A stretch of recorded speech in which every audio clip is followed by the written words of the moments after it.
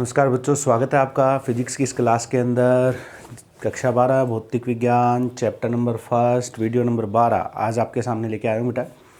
कल last video तक हम लोगों ने आवेशन की प्रक्रिया, आवेश से संबंधित छोटी मोटी सारी बातें जो भी थी वो लगभग मैंने आपको बता दी है और आपने नोट भी कर ली होगी। चलिए आज का वीडियो स्टार्ट करते हैं। सबसे पहले मैं उस बात को आगे बढ़ाऊंगा जिस बात को हमने लास्ट वीडियो तक मतलब छोड़ दिया था। मतलब लास्ट वीडियो में हमने उसका स्टेटमेंट बताया था, हालांकि वहाँ पर मैंने क्लियर बता दिया था आपको कि जब भी किसी भी वस्तु के अंदर विद्युत ये परीक्षण करना होता है कि इस वस्तु में चार्ज है या नहीं, तो आपसे मैंने ये कहा था कि विद्युतीय परीक्षण हमेशा प्रतिकर्षण से ही होता है। आकर्षण से उस टेस्ट का पता नहीं चलेगा, आकर्षण से उस परीक्षण का पता नहीं चलेगा। इसलिए प्रतिकर्षण ही एक बढ़िया परीक्षण होता है। उसके लिए मैंने आपको ये कहा था कि जैसे ये वस्तु है, अब इस वस्तु के पास कोई आवेश है या नहीं मुझे पता नहीं है, ठीक है। और मान लो मेरे पास ये कोई एक आवेशित वस्तु है, डस्टर को मैंने एक आवेशित वस्तु मान लिया। अब ये कोई वस्तु है, मुझे इस वस्तु यानी ये जो चौक का टुकड़ा है, इस चौक के टुकड़े पर मुझे टेस्टिंग करनी है, यानी इस पे चार्ज है या नहीं है। और इस छड़ के ऊपर चार्ज है, ठीक है। अब देखो क्या होता है, जब इस छड़ को इसके नज़दीक ले जाओगे तो नज़दीक ले जाने से यहाँ पर दो प्रकार की कंडीशन हो सकती है, या तो इस चौक का इससे आकर्षण होगा या इस चौक का इससे प्रतिकर्षण होगा, ठीक है। अब आप सोच रहे होंगे कि सर इनमें पता कैसे चलेगा कि आकर्षण हो रहा है या प्रतिकर्षण। हम आकर्षण से ये नहीं कह सकते, जैसे ये चौक इससे आकर्षित हो जाएगी तो आप ये नहीं कह सकते कि सर इस चौक के ऊपर भी आवेश है, और आवेश इस चौक पर भी था और इस छड़ पर भी था, तब इन दोनों ने एक दूसरे को आकर्षित कर लिया। इसलिए क्योंकि इनके आवेश अपोजिट प्रकृति के थे और ये दोनों एक दूसरे से चिपक गए, तो ये कोई असली टेस्ट नहीं हुआ। क्यों? आप ये नहीं कह सकते कि इस चौक के पास चार्ज है। इसलिए नहीं कह सकते क्योंकि ये चौक, अगर कई बार क्या होता है कि अनावेशित वस्तु यानी जिस वस्तु के पास कोई चार्ज नहीं है वो वस्तु भी किसी आवेशित वस्तु से चिपक जाती है। मेरी बात ध्यान से सुनना, मैं क्या बोल रहा हूँ कि कई बार ऐसे होता है कि आकर्षण से ये चीज़ का पता नहीं चलता। आकर्षण से इसलिए नहीं पता चल रहा क्योंकि कई बार ज़रूरी नहीं है कि चौक के पास चार्ज है। चलो मान लो चार्ज होता तो मान लिया ये आकर्षित हो गया, लेकिन कई बार इस चौक के पास अगर चार्ज यानी चौक की जगह कोई और वस्तु होती, और कई बार ऐसा भी होता है कि किसी वस्तु के पास चार्ज बिल्कुल नहीं है, अनावेशित है, फिर भी वो वस्तु उस छड़ से चिपक जाती है। इसलिए आकर्षण से पता नहीं चलता। तो सर अब इसी चीज़ को मैं प्रतिकर्षण से बात करता हूँ। अगर इस चौक के पास चार्ज है और इस छड़ ने इसको दूर हटा दिया, क्या कर दिया? दूर हटा दिया। समझ गए बात मेरी बात ध्यान से सुनना। जैसे सपोज ये मेरी छड़ है, इस छड़ पर कोई चार्ज था, ये वो छड़ हो गई, और ये वो वस्तु है यानी ये चौक का टुकड़ा मान लो।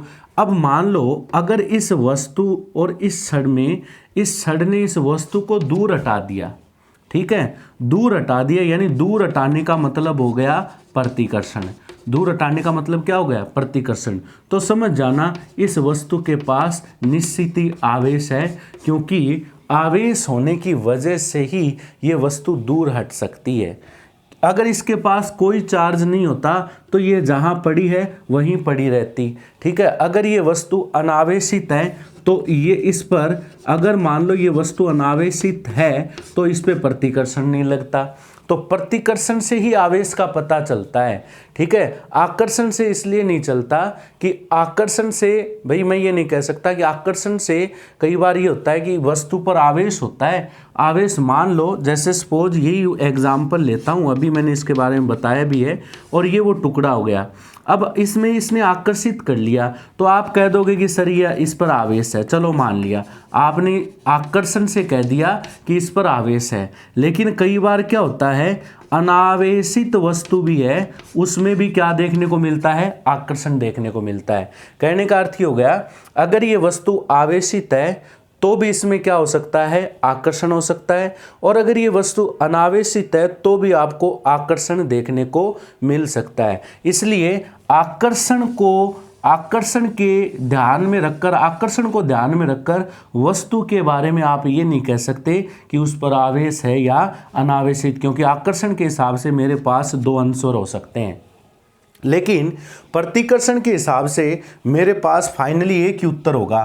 कैसे कि सर, जैसे यही उदाहरण मैं यहाँ ले रहा हूँ कि या तो वस्तु पर आवेश है और या वस्तु क्या है, अनावेशित है, और आपको देखने को क्या मिल रहा है, प्रतिकर्षण देखने को मिल रहा है।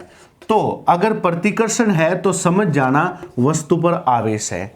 अगर अनावेशित ये वस्तु होती तो उसमें प्रतिकर्षण नहीं होता, वस्तु जहां है वहीं स्थिर रहती।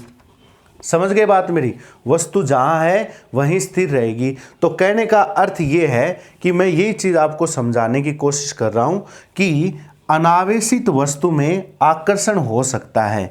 अनावेशित वस्तु में क्या हो सकता है, आवेशित वस्तु में तो आकर्षण होगा ही होगा, आवेशित वस्तु में आकर्षण भी होता है, तो आवेशित वस्तु में प्रतिकर्षण भी होता है। देखो यहाँ चीज ध्यान देना, आवेशित वस्तु में आकर्षण भी हो रहा है तो आवेशित वस्तु में प्रतिकर्षण भी हो रहा है।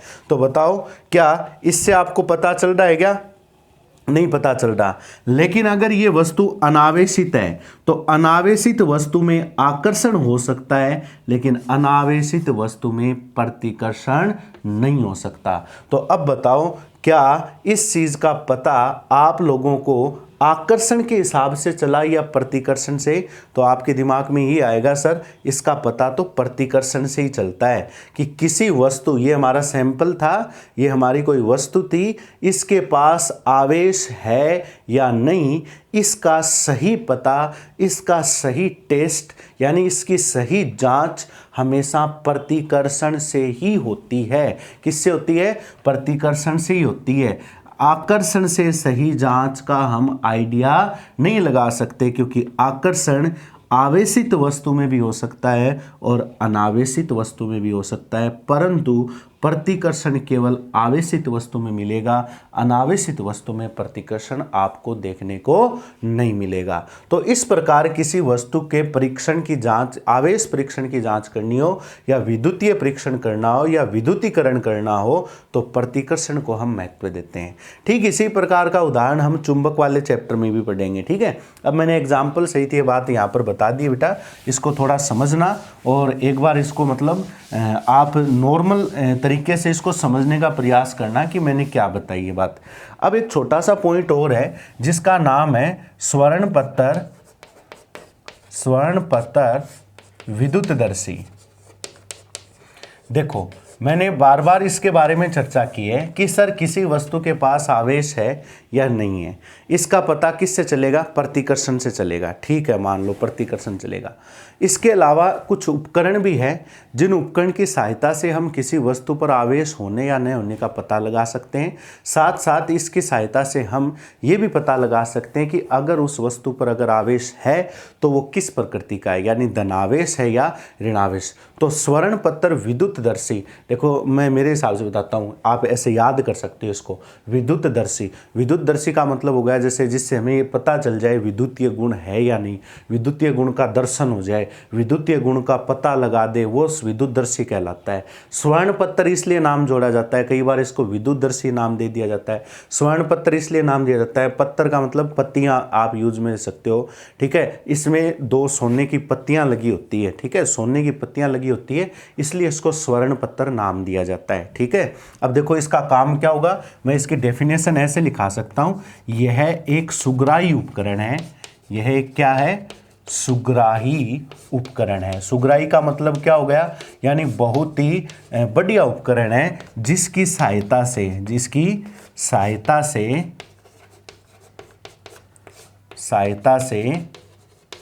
किसी वस्तु पर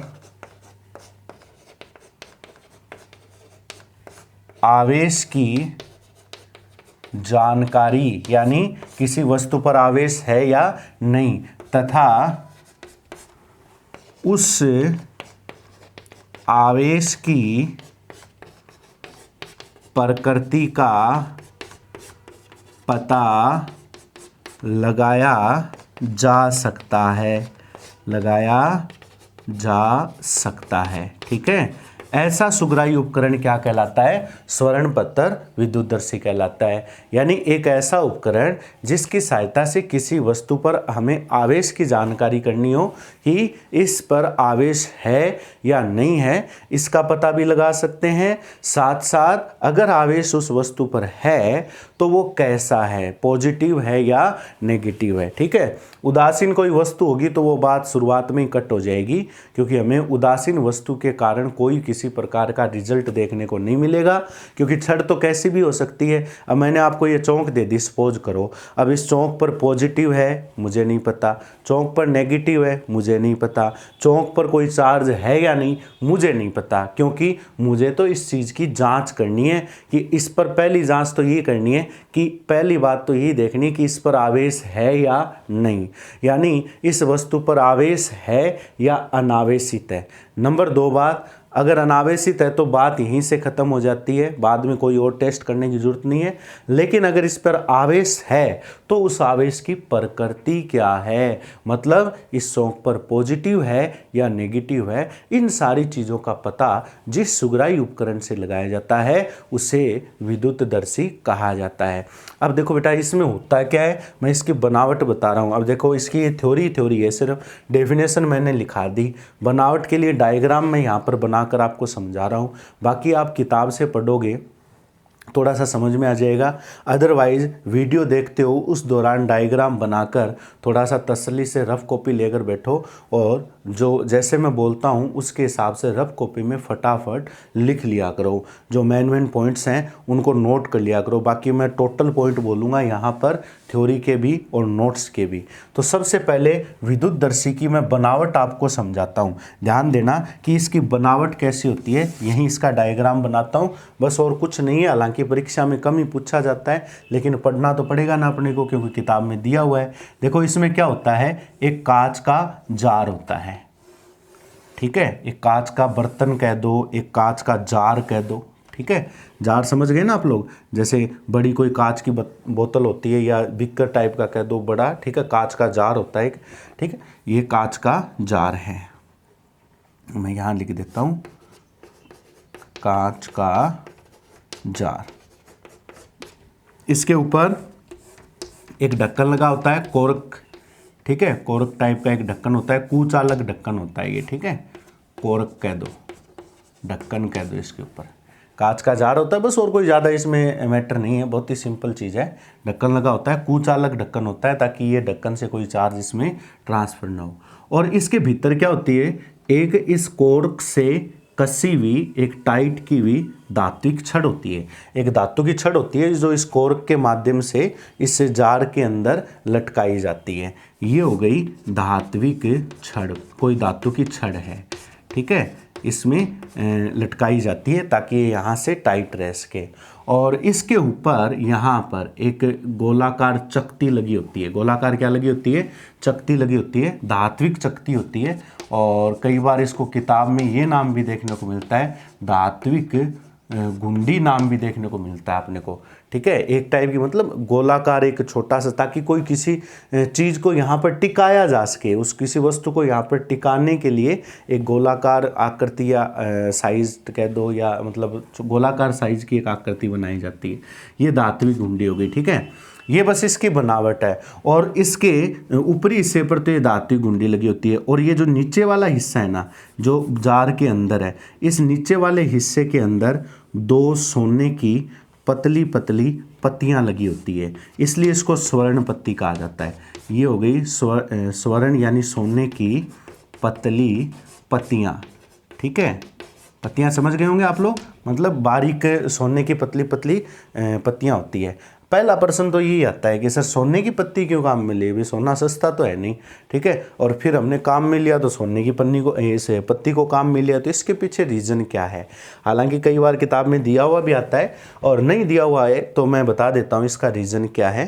पहली बात तो ये कि सोना महंगा है। ठीक है, ये अपने को पता है, लेकिन महंगा होने के बाद भी इसको हमने काम में क्यों लिया है, क्योंकि अच्छे चालकों की बात करें तो प्रकृति में अच्छे चालकों में चांदी, सोना, इनका ही नंबर आता है, 1 नंबर बात तो ये। ठीक है, तो आपने पढ़ा भी होगा, और नहीं पढ़ा है तो मैं बता देता हूँ। प्रकृति में अपने सबसे अच्छा बढ़िया चालक मानते हैं चांदी को, ठीक है। तो सर फिर चांदी की लाइन काम में लेनी चाहिए थी, पत्तियाँ चांदी की काम में लेनी चाहिए थी, ठीक है, मान ली बात आपकी, चांदी की पत्ती काम में लेनी चाहिए थी, लेकिन हमने सोने की पत्ती क्यों काम में ली है, ये बात तो कन्फर्म मान के चलो कि सोना एक चालक है, अच्छा ही चालक है, कोई बुरा चालक नहीं है। नंबर 2 बात, सोना एक ऐसा धातु है जिसको पतला बनाया जा सकता है। मेरी बात ध्यान से सुनना, सोना एक ऐसा धातु है जिसको पतला बनाया जा सकता है, बारीक से बारीक बनाया जा सकता है। जबकि चांदी जो है ना, चांदी की तुलना में अभी जब हम देखते हैं तो चांदी के जैसे कई गहने होते हैं, एक सोने के गहने होते हैं, तो लेकिन सोने के गहने के अंदर जो डिज़ाइनिंग होती है, जो बारीकियाँ होती है, वो चांदी से बहुत बेस्ट होती है। वजह क्योंकि सोने को पतले से पतला बनाया जा सकता है, इसलिए सोने की पन्नी या सोना चांदी से अव्वल हो गया, बढ़िया चालक तो है ही। नंबर 2 बात, सोने को पतला बनाया जा सकता है। फिर आप सोच रहे हो कि सर यहाँ पर अपने को क्या करना है, यहाँ पर पतले बनाने से क्या मतलब हुआ, ठीक है, इसके क्या अपने कोई डिज़ाइन तो करनी नहीं है, पतला क्यों बनाया जाता है? पतला इसलिए बनाया जाता है कि ये धात्विक पत्तियां हो गई, धातु है, ये चालक पत्तियां हैं। इन पत्तियों पर जब आवेश आएगा तो आवेश आने से ये पत्तियां आसानी से टर्न हो सके, आसानी से मुड़ सके, इसलिए आसानी से तभी मुड़ेगी ये पत्तियां जब हल्की और पतली होंगी। मेरी बात समझ में आई? हल्की और पतली पत्तियां होंगी तभी ये आसानी से मूवमेंट कर सकती है, हलचल कर सकती है, और ये पत्तियों की जितनी हलचल होगी उसी से हमें इन सारी बातों की जानकारी प्राप्त होगी। अब बताओ, मैं यहाँ पर सोने की कंपैरिजन अगर चांदी से करूँ, क्योंकि बढ़िया चालकों में आते हैं, तो क्या मुझे सोने का जो सिलेक्शन करना था वो इसी वजह से मैंने सोने, यानी मैंने नहीं, कहने का अर्थ ये है कि हमारे इस टॉपिक के अंदर सोने की जो पत्तियां हैं वो इसीलिए लगाई गई है। नंबर 1 बात, सर अच्छा चालक है। नंबर 2 बात, इन पत्तियों को पतला बनाया जा सकता है। और नंबर 3 बात, पतली और हल्की होने की वजह से, थोड़े से आवेश की वजह से, या ऐसा कह दो क्योंकि आवेश में आकर्षण या प्रतिकर्षण होगा, और आकर्षण प्रतिकर्षण होगा तो उसे कहेंगे विद्युत बल। क्या कहेंगे? विद्युत बल कहेंगे। तो कम विद्युत बल में भी इन पत्तियों में आपको मूवमेंट देखने को मिलेगी। तो मैं यहाँ रीजन लिख रहा हूँ, सोने की पन्नी का कारण क्या है? सोना पहले अच्छा चालक है, ठीक है। नंबर 2 बात, अधिक पतली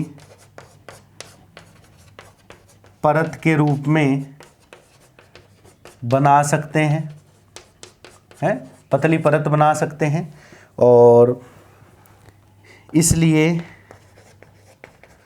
हल्की प्लस पतली प्लस सुचालक यानी अच्छी चालक हो गए ना, ये परत होने से कम स्थिर विद्युत बल पर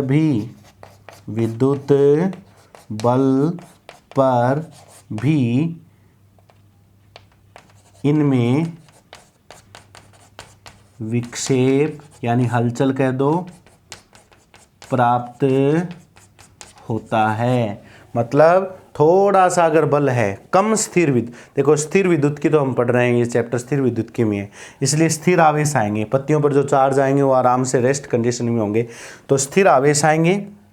और स्थिर विद्युत बल यानी स्थिर आवेशों के बीच में जो बल लगता है वो स्थिर विद्युत बल पर भी इनमें मूवमेंट कह दो, हलचल कह दो, इनमें विक्षेप आप लोगों को देखने को मिलेगा। इसलिए सोने की ये जो पन्नी है काम में ली जाती है, इसीलिए इसको ये नाम ये दिया जाता है स्वर्ण पत्थर। बाकी विद्युतदर्शी देते नाम तो क्या गलत थोड़ी होता है, लेकिन स्वर्ण पत्थर स्पेशल कंडीशन हो गई हमारे पास, जो बढ़िया सुगराई उपकरण इसलिए नाम लिखा हुआ है, इसलिए इसको स्वर्ण पत्थर विद्युतदर्शी नाम दिया गया है। ठीक है, बस इतना सा उपकरण है। अब इसमें काम क्या करना है वो थोड़ा सा सुनो। ये तो हो गई इसकी बनावट के बारे में। अब देखते हैं इसकी क्रियाविधि के बारे में। क्रियाविधि को पढ़ने के लिए आप एक काम करो। अब देखो सबसे पहले क्या किया जाता है, हमें ये चेक करना है, जैसे सपोज मैंने एक पेन ले लिया, मेरे पास एक पेन है, जैसे मान लो ये मेरे पास एक पेन है, यानी ये एक धातु की छड़ है। सपोज करो ये क्या है, एक धातु की छड़ है। पहली बात, इस पे चार्ज है या नहीं इसका पता लगाओ। अगर है तो अलग बात है, नहीं है तो बात कटी हो गई कि सर इस पे चार्ज है ही नहीं, छोड़ दो इसको अलग। अगर चार्ज है तो उसके बाद उसकी प्रकृति का पता लगाओ। समझ गए बात मेरी? चार्ज की जानकारी लो पहले, इस पे है या नहीं, अगर है तो ठीक है, प्रकृति का पता लगाओ कैसा है, पॉजिटिव है या नेगेटिव, और अगर नहीं है तो बात खत्म।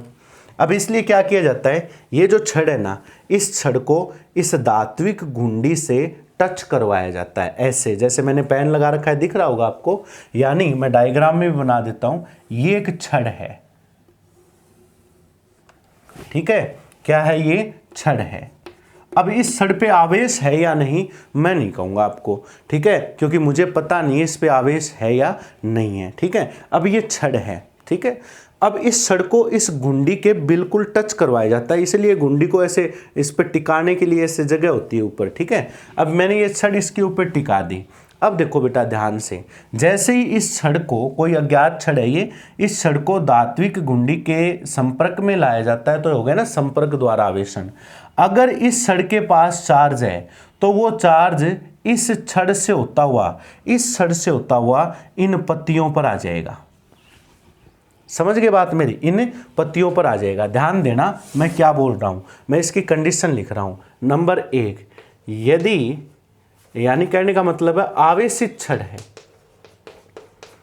आवेशित छड़ है, तो आपको क्या देखने को मिलेगा, अगर इसके पास आवेश है तो वो आवेश इन पत्तियों पर आएगा, इन पत्तियों पर आकर जो आवेश इस पत्ती पर होगा वो इस पर होगा, यानी इस पत्ती का नाम मैं L1 दे दूं, इस पत्ती का नाम मैं L2 दे दूं, ठीक है। तो वो अगर इसके पास आवेश है तो वो आवेश इस छड़ से होता हुआ इन पत्तियों पर बिखर जाएगा।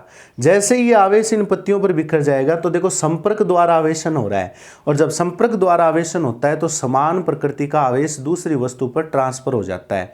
तो क्या होता है, ये हमने लास्ट वीडियो में बात पढ़ी है, जो आवेश यहाँ था वो यहीं आ गया, इनमें समान आवेश होने की वजह से इन पत्तियों में आपको प्रतिकर्षण देखने को मिलेगा।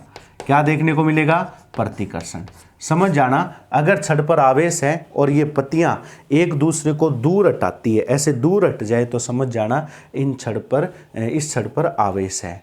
नंबर 2 बात इसी के अंदर, अनावेशित अगर छड़ है, सपोज अनावेशित छड़ है, तो क्या होगा, कुछ नहीं होगा, तो कोई फर्क नहीं पड़ेगा, कोई विक्षेप, कोई पत्तियों में हलचल आपको देखने को नहीं मिलेगी। अगर इस छड़ के पास कोई चार्ज नहीं है तो टेंशन लेने की जरूरत नहीं है, कोई चार्ज ही नहीं है तो पत्तियों में क्या होगा, कुछ नहीं होगा। इसलिए हमें इस चीज़ की जानकारी प्राप्त हो जाती है। तो बताओ, इस चीज़ का पता चला, आवेश की जानकारी का। अगर छड़ पर आवेश है तो पत्तियों में प्रतिकर्षण हो, पत्तियों में हलचल हो, और हलचल होने मतलब पत्तियां एक दूसरे से दूर हट जाए, प्रतिकर्षण का मतलब दूर हट जाए, तो समझ जाना इस छड़ पर आवेश है। और अगर कोई विक्षेप ना आए, पत्तियों पर कोई फर्क नहीं पड़े, तो समझ जाना छड़ क्या है, अनावेशित है।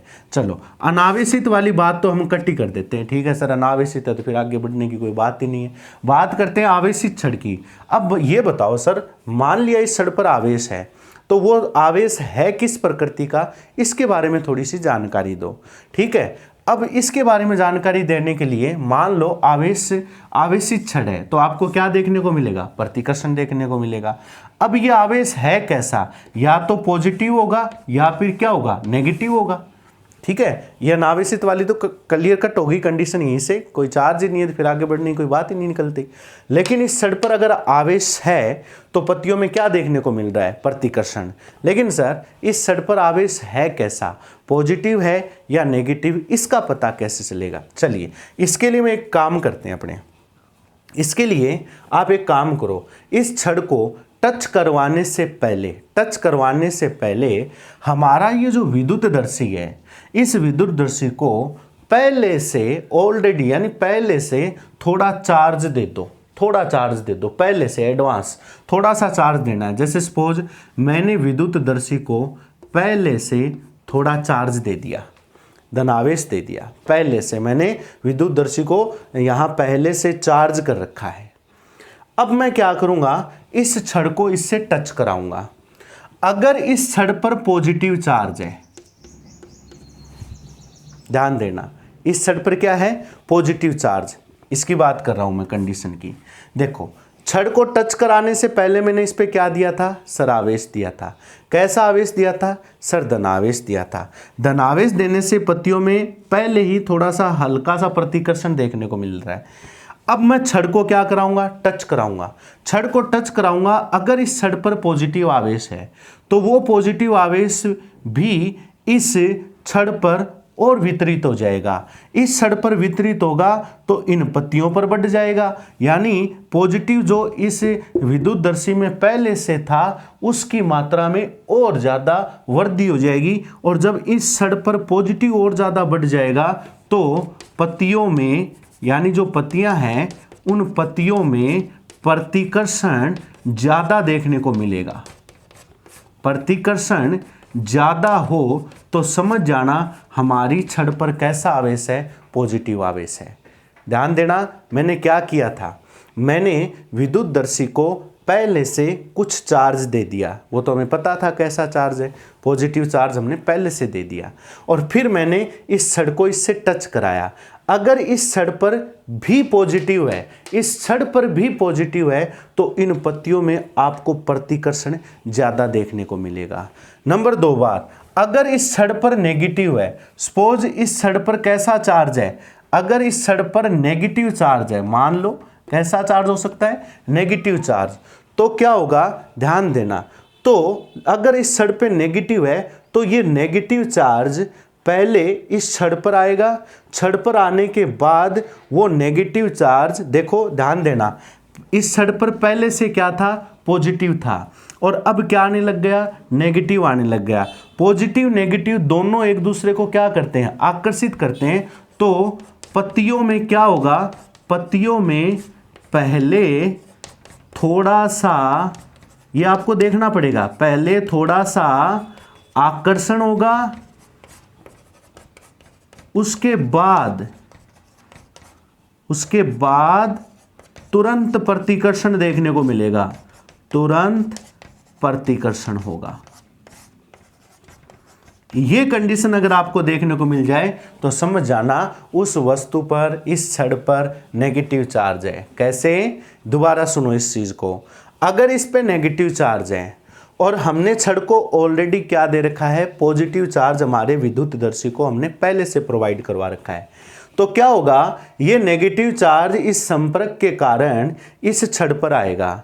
इस छड़ पर या इन पत्तियों पर पहले से क्या बैठा हुआ है, पॉजिटिव बैठा हुआ है। जब ये नेगेटिव इसके अंदर आएगा तो वो नेगेटिव इस पॉजिटिव को खत्म करेगा, जब, क्योंकि उदासीन करने का काम करेगा। जब तक ये छड़ उदासीन नहीं होती तब तक प्लस माइनस के बीच में आपको क्या देखने का मिलेगा, आकर्षण देखने को मिलेगा।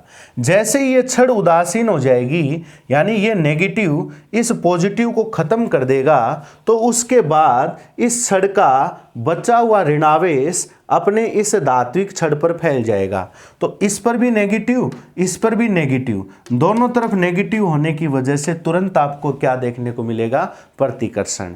इसलिए हमारे विद्युतदर्शी की सहायता से हम किसी वस्तु पर आवेश या उसकी प्रकृति का पता लगा सकते हैं। ये विद्युतदर्शी है, और कैसे इसके रिजल्ट निकलेंगे वो सारी बातें मैंने इसके अंदर बता दी है। अब आप इसका स्क्रीनशॉट लीजिए, और स्क्रीनशॉट लेने के बाद में इसकी थ्योरी जो है वो आप किताब से एक बार थोड़ा देख लेना, ठीक है।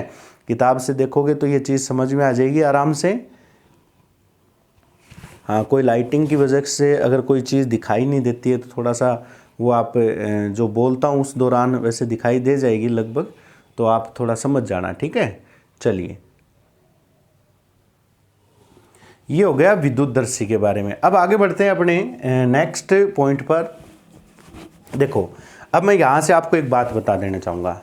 आवेश, आवेशन की प्रक्रिया, आवेश के गुण, मात्रक वगैरह वगैरह जो बेसिक थ्योरी थी वो यहाँ तक समाप्त हो गई है। अब यहाँ से हम स्टार्ट करते हैं इस पार्ट का, यानी जो डेरिवेशन वगैरह पोर्शन है, परिभाषाएं वगैरह आएंगी, या परीक्षा में जो ज़्यादातर प्रश्न आने की संभावना रहती है वो पोर्शन यहाँ से स्टार्ट हो जाता है। मैं ऐसा नहीं कहता कि भाई इतना पढ़ा है उनमें से प्रश्न कहीं से भी उठ सकता है, लेकिन ये पीछे वाला मैटर थ्योरी न्यूमेरिकल था, इसलिए इनको आपको थोड़ा समझना पड़ेगा। अब जो डेरिवेशन पोर्शन आ रहा है, इस डेरिवेशन को आप लोगों को मतलब पहले कुछ हम चीज़ें पढ़ेंगे, इनमें से तो निश्चित न्यूमेरिकल आने की संभावना यानी पर्सन ज़्यादा आने की संभावना होती है। परिभाषा भी नहीं आती तो न्यूमेरिकल पूछ लिया जाता है, या कोई मात्रक पूछ लिया जाता है, या कोई सूत्र पूछ लिया जाता है। तो वो सारी चीज़ें अब यहाँ से स्टार्ट हो रही है। और सबसे पहले हम पढ़ रहे हैं कूलाम का नियम। कूलाम का नियम बहुत ही साधारण नियम है, और मतलब इस चैप्टर के हिसाब से देखें तो जैसे हमने कक्षा 11 में हम पढ़ते हैं गुरुत्वाकर्षण के लिए हम जो बल पढ़ते हैं, बल नियम पढ़ते हैं ना, जो न्यूटन द्वारा हमने जो गुरुत्वाकर्षण की परिभाषा पढ़ी थी, बल पढ़ा था, तो उस दौरान भी ऐसी कंडीशन पढ़ते हैं, इस प्रकार का ही कोई सूत्र आता है, उस सूत्र को हम बार बार यूज में लेते हैं। गुरुत्वीय क्षेत्र की तीव्रता, गुरुत्वीय क्षेत्र, अलग अलग वस्तुओं के लिए गुरुत्वीय क्षेत्र निकालते हैं, गुरुत्वीय स्थितिज ऊर्जा निकालते हैं। ठीक उसी प्रकार का मैटर आपको अब आगे पार्ट में देखने को मिलेगा। ठीक उसी प्रकार का यानी मिलता जुलता ये नियम चलेगा। ये नियम क्या होता है, फिर विद्युत क्षेत्र की तीव्रता, अलग अलग वस्तुओं के लिए विद्युत क्षेत्र निकालेंगे, ऊर्जा निकालेंगे। ठीक है। फ्रांस के वैज्ञानिक थे ये कूलाम, और कूलाम ने ये बात कही थी, देखो हम पढ़ रहे हैं स्थिर आवेश, ठीक है, तो कूलाम ने ये कहा था कि आपके पास मान लो दो स्थिर आवेश हैं। सपोज मैंने कह दिया एक ही आवेश है Q1 और एक आवेश है Q2, ठीक है, ये दो स्थिर आवेश हैं, और ये दोनों स्थिर आवेश अभी इनके बीच में कुछ भी हो सकता है, वो फिलहाल हम बात नहीं कर रहे हैं, वो हम आगे देखेंगे कि इनके बीच में सर क्या है, कोई गैप है, यहाँ कुछ भरा हुआ है, हवा है या हवा बिल्कुल भी नहीं है, या पानी है, या और कोई चीज़ रखी हुई है, वो चीज़ आगे पढ़ेंगे। लेकिन फिलहाल मैं ये कह रहा हूँ कि ये दो चार्ज आपके पास हैं, और इन चार्ज के बीच की दूरी कितनी है, स्मॉल r मैंने आपको कह दी, ठीक है, क्योंकि कूलाम नियम वगैरह ये सारी चीज़ हम स्थिर विद्युतिकी के अंदर पढ़ रहे हैं, और स्थिर विद्युतिकी के अंदर स्थिर आवेश के बारे में अध्ययन किया जाता है। इसलिए कूलाम क्या कहता है कि स्थिर आवेशों के बीच, अब यहां पर दो ही आवेश लिए तो मैं यहां लिख देता हूं किन्हीं दो स्थिर आवेशों के बीच लगने वाला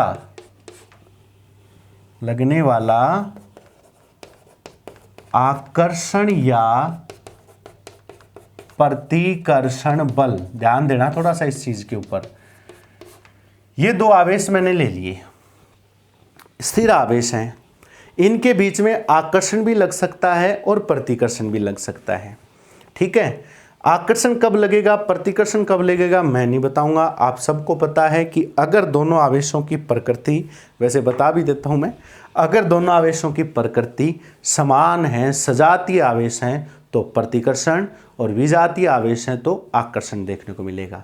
फिलहाल अकॉर्डिंग दिस डायग्राम दोनों चार्ज पॉजिटिव नजर आ रहे हैं, क्योंकि मैंने इसके ऊपर कोई चिन्ह नहीं लगाया, और जब कोई चिन्ह नहीं होता तो हम पॉजिटिव ही मानते हैं, ठीक है। तो आकर्षण प्रतिकर्षण दोनों प्रकार का ये फोर्स हो सकता है। ये कोई आप ये मत सोचना कि सर आपने तो चित्र में ये बनाया, तो चित्र तो हमने समझने के लिए एक डायग्राम सेट करना पड़ता है, इसलिए मैंने ये चीज़ बना दी। तो इनके बीच में आकर्षण या प्रतिकर्षण बल लग सकता है। तो कूलाम क्या कहता है, ये जो बल लग रहा है, आकर्षण या प्रतिकर्षण बल, दोनों आवेशों के परिमाण के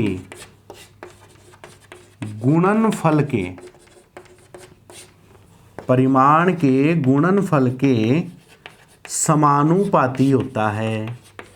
अब देखो वो कह रहा है कि ये फोर्स लग रहा है, ये फोर्स दोनों चार्ज हैं, उनका परिमाण ले लो, और परिमाण लेने के लिए हम मापांक लगाते हैं, आपको पता भी है। इक्वेशन फर्स्ट दे दी, क्योंकि पॉजिटिव नेगेटिव एक बार छोड़ो, पॉजिटिव नेगेटिव से आप समझ जाओगे आकर्षण है या प्रतिकर्षण, कभी नहीं भूलोगे, पता भी आपको, ठीक है। तो आकर्षण प्रतिकर्षण का तो आप देखते ही पता लगा लोगे। तो ये क्या कह रहा है, फिलहाल हम बल की बात करें, एक बार आकर्षण प्रतिकर्षण को छोड़ो, ये तो हम लास्ट में ही लिख सकते हैं कि दोनों चार्ज एक जैसे थे, प्रतिकर्षण, दोनों चार्ज अपोजिट नेचर के थे, आकर्षण। तो वो क्या कह रहा है कि ये जो बल लग रहा है ये बल दोनों आवेशों के परिमाण के समानुपाती, परिमाण के गुणनफल के समानुपाती होता है। मतलब इन दोनों आवेशों की वैल्यू कितनी है, इसकी वैल्यू कितनी है और इसकी वैल्यू कितनी है, पॉजिटिव नेगेटिव एक बार भूल जाओ, वैल्यू कितनी है उनके गुणनफल के समानुपाती होगा। मतलब जितने बड़े आवेश हैं ज़्यादा बल लगेगा, छोटे आवेश हैं कम बल लगेगा। अगर एक बड़ा है एक छोटा है तो बताने की जरूरत नहीं है कौन किस पे बल लगाएगा, सब जानते हो, सबको पता है, सब बच्चे इस चीज़ का नॉलेज रखते हैं कि बड़ा आवेश छोटे पे बल लगाएगा, कन्फर्म है। और छोटा आवेश यानी बड़ी वस्तु छोटे पर बल ज़्यादा लगाती है तो छोटी वस्तु बड़े पर बल थोड़ा कम लगाती है। ठीक है, तो ये आवेशों के गुणनफल पर डिपेंड करेगी ये चीज़ें। ठीक है, तो वैसे ही अब जैसे हमने 11वीं क्लास में द्रव्यमान के संबंध में पढ़ा था, तो जो भारी वस्तु होती है वो हल्की वस्तु पर बल ज़्यादा लगाती है और हल्की वस्तु भारी पर बल थोड़ा सा कम लगाएगी। तो क्योंकि वजन की वजह से ये बल पर असर पड़ जाता है ना हल्की वस्तु का। तो इसी प्रकार आवेश की बात करते हैं तो आवेश अगर कम ज़्यादा है तो फोर्स की वैल्यू जो है वो कम ज़्यादा हो जाएगी। ठीक है, नंबर 2 बात ये कहता है कि दोनों आवेशों के परिमाण के गुणनफल के समानुपाती होता है तथा दोनों आवेशों के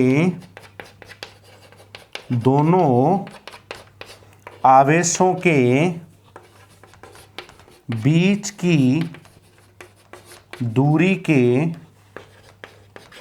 वर्ग के व्युत्क्रमानुपाती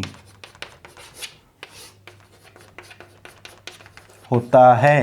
अर्थात F व्युत्क्रमानुपाती R²। ये दो बातें कूलाम द्वारा अपने को बताएगी। बीच की दूरी कितनी है, बीच की दूरी के वर्ग के व्युत्क्रमानुपाती है। मतलब दूरी जितनी कम होगी आर जितना कम होगा फोर्स उतना ज़्यादा क्रिएट होगा। यानी दूरी बीच की कम होगी बल उतना ज़्यादा लगेगा और दूरी जितनी ज़्यादा होगी बल उतना ही कमज़ोर हो जाएगा, क्योंकि आर की वैल्यू ज़्यादा होने से एफ की वैल्यू कम हो जाती है। यही रीज़न था जब हमने शुरुआत में इलेक्ट्रॉन और नाभिक के बीच में यही तो बल की चर्चा कर रहे थे, क्योंकि प्लस नाभिक था इलेक्ट्रॉन माइनस था, प्लस माइनस के बीच में आकर्षण देखने को मिला। अब वहाँ पर हुआ क्या था कि जो इलेक्ट्रॉन नाभिक के नज़दीक था जब दूरी कम थी तो उस इलेक्ट्रॉन पर बल ज़्यादा लग रहा था, इस वजह से वो इलेक्ट्रॉन जल्दी से वहाँ से नहीं निकल सकता। यानी नाभिक के नज़दीकी कक्षा वाले इलेक्ट्रॉन आसानी से नहीं निकलते क्योंकि उन पर आकर्षण बल ज़्यादा होता है। जबकि बाह्य कक्षा वाले इलेक्ट्रॉन आसानी से क्यों निकाल लिए थे, जिनको हमने मुक्त इलेक्ट्रॉन नाम दिया था, क्योंकि बाह्य कक्षा जो होती है वो नाभिक से थोड़ी ज़्यादा दूर होती है, तो दूरी बढ़ने से वो बल थोड़ा कमज़ोर होता है। यही रीज़न हमने लिखा था कि दूरी ज़्यादा होने से बल कमज़ोर हो जाता है, जिसकी वजह से वो दुर्बल बंध से बंधे रहते हैं और इसीलिए उनको मुक्त इलेक्ट्रॉन कहा जाता है। चलिए, तो आज की क्लास में थोड़ा इतना ही पढ़ते हैं अपने, क्योंकि वीडियो थोड़ा बड़ा हो जाता है तो अपलोडिंग में समस्या आती है। तो आपसे मैं रिक्वेस्ट करूंगा कि इतनी चीज़ आप आसानी से नोट कर लेना। बाकी थ्योरी में लिख रहा हूं साथ साथ, जो आप लोगों को आसानी होगी बेटा इसमें नोट्स बनाने के अंदर। तो पूरे वीडियो देखना, रेगुलर देखना, कंटिन्यू। अगर आप ये वीडियो देखोगे, डेली का एक शेड्यूल बना लो कि इतना बजे मेरी क्लास आती है तो मैं इतना टाइम फिजिक्स पढ़ने में दूँ। तो आधे घंटे के आसपास का वीडियो होता है, तो आधे घंटे की क्लास तसल्ली से ले और आधे घंटे का टाइम आप घर पर अपनी तरफ से दे दो। 1 घंटे की क्लास के अंदर आपकी अच्छी तरीके से तैयारी हो जाएगी बेटा। ठीक है, कंटिन्यू वीडियो देखें। ऐसा नहीं है कि दूसरा छोड़ दिया और चौथा वीडियो देख लिया और फिर 5वां देख लिया फिर 7वां देख लिया, ऐसे कुछ तैयार नहीं होगा। कंटिन्यू अगर आप जुड़ते जाओगे तभी आगे से आगे ये तैयारी जो है वो कंटिन्यू होती जाएगी। ठीक है, चलिए नेक्स्ट क्लास में फिर मिलते हैं, तब तक के लिए धन्यवाद।